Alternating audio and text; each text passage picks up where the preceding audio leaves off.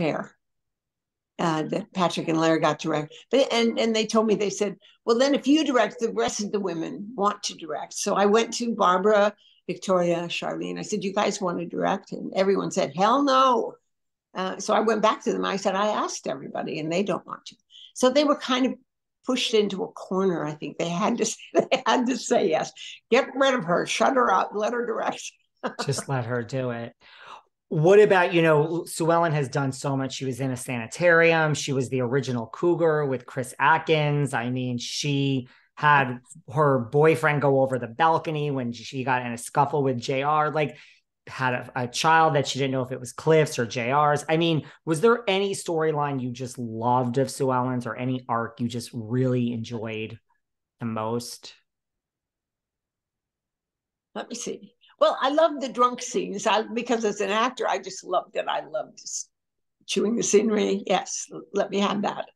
And I loved the scenes with Dusty, with my cowboy. Loved him as a human being. I loved him too, and I thought those were really special.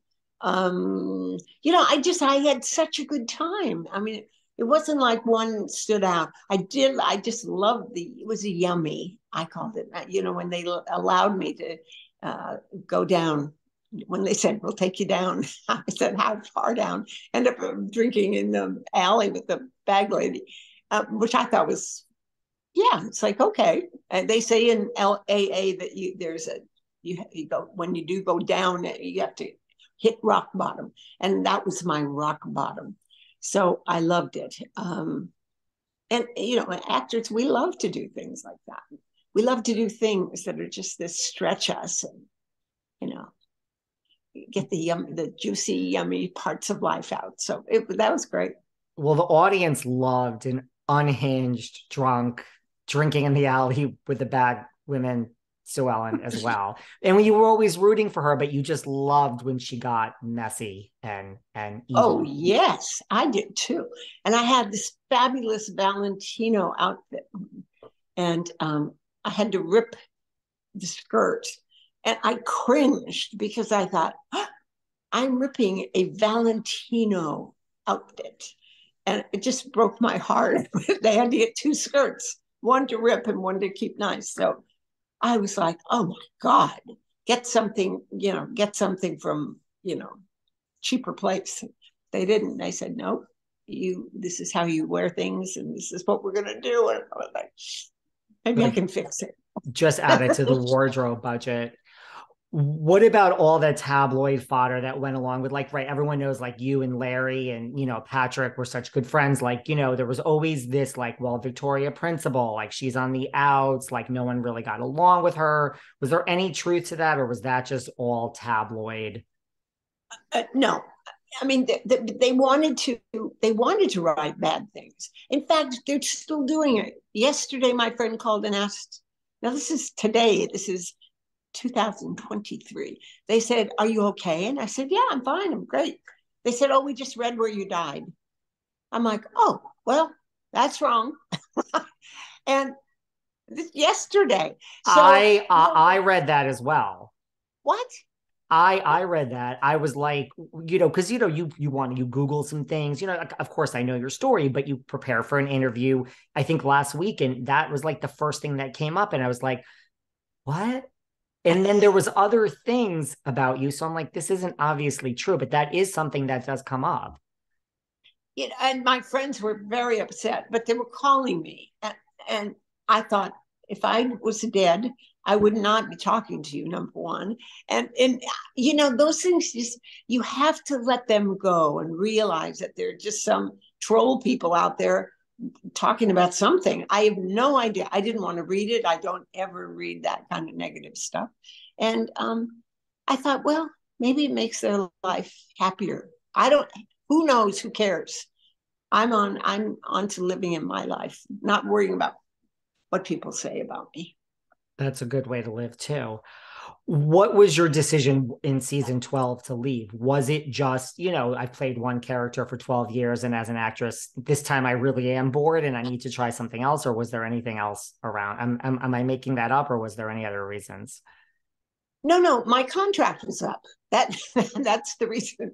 And people try to make these things up, blah blah blah. No, my contract was up, and personally, I felt that I had done um, the best I could with Sue Ellen Ewing, and she was going off to London with Ian McShane, and I thought if I come back and again another season, what's going to happen?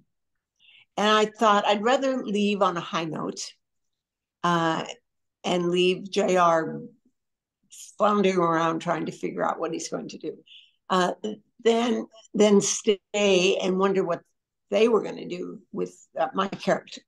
So it was my decision. I had a choice. It was my contract was up, and I chose to say bye, bye, Sue Ellen. It was such a great exit to just say to JR, you know, I will always have this hanging over you. And just so you know, I am in the power now and I'm really leaving. It was such a great, true to character way, I think, just to write Sue Ellen out of the story when you decided to leave. Yeah, I felt it. So it was, and it was just, it's such a beautiful role, such an interesting woman to play. And I was really proud of the work I did. Time to leave. Thank you. I'm going home now. Well, you worked very consistently after Dallas. A very self-indulgent part of your career for me is Hillary Michaels and Models Inc. How much fun was that show? It was great. I loved it. And I didn't know why it didn't continue. I was so upset. And I loved Heather. And we all got along. I loved all the models and the male and female models. And I don't know what happened. It was just one of those things like, okay, that didn't work. I don't know for what reason. So to me, it's always political or some sort. I don't. What was it like working with Heather Locklear? It was too great. We got along wonderfully, and it was supposed to be that, kind of mother-daughter connection, and it was lovely. But off camera, she was absolutely wonderful. It was such a good show, gone before its time. Yeah.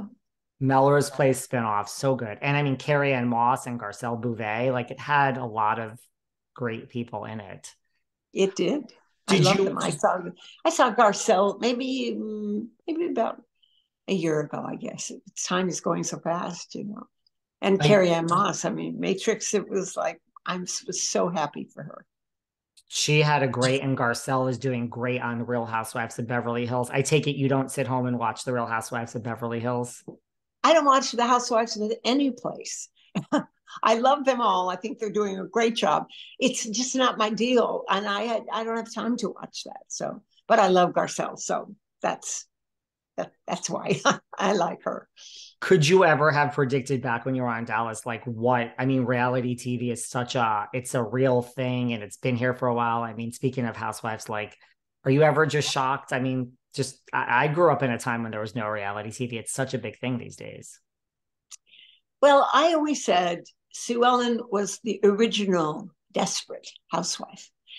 And I have no interest. I think it's wonderful. They're gorgeous women, blah, blah, blah. And I applaud them for doing what they're doing. But I have no interest. I don't watch that kind of those reality shows. I just don't. Do you think Sue Ellen would get along with Hillary Michaels? They should have lunch and discuss. Then we'll get back to you. Two successful business women.